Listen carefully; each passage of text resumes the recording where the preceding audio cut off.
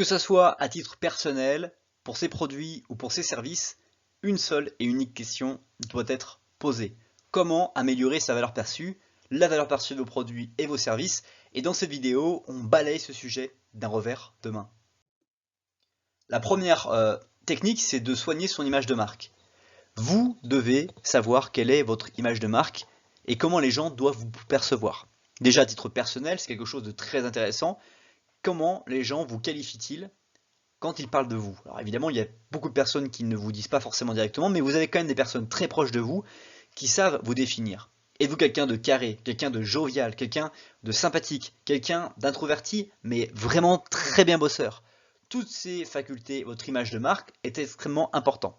Pour les produits et les services, c'est la même chose. Entreprise très sérieuse, entreprise très rigoureuse, entrepreneur très discipliné, entrepreneur très organisé. Toutes ces facultés vont vous permettre de progresser à court, moyen et long terme. Autre technique, c'est de mesurer votre notoriété. C'est quelque chose qui est bien peu utilisé.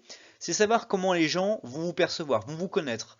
Est-ce que en fait vous êtes quelqu'un qui est observé sur toutes les coutures discrètement, dont personne ne parle, ou êtes-vous honnêtement, les gens parlent-ils de vous énormément, devant vous également, en vous demandant comment vous faites, etc., etc.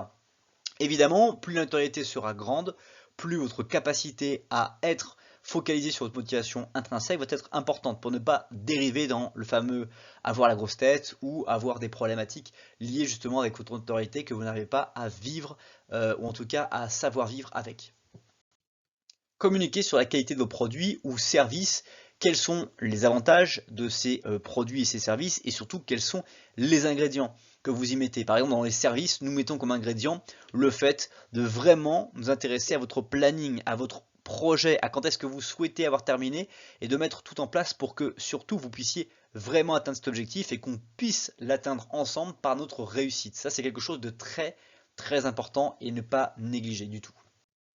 Vérifier la satisfaction de vos clients, ça reste vraiment l'une des choses les plus importantes. On en a déjà parlé dans d'autres vidéos, mais plus vous allez vérifier que les clients sont satisfaits, et mieux vous allez pouvoir continuer à développer de la valeur ajoutée à court, moyen et long terme. Si tu as aimé cette vidéo, tu aimeras très probablement son article associé sur le blog. Le lien est dans la description juste en dessous.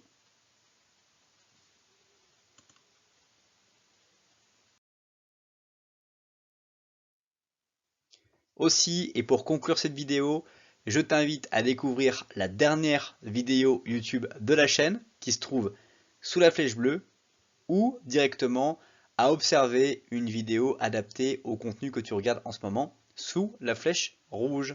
À bientôt!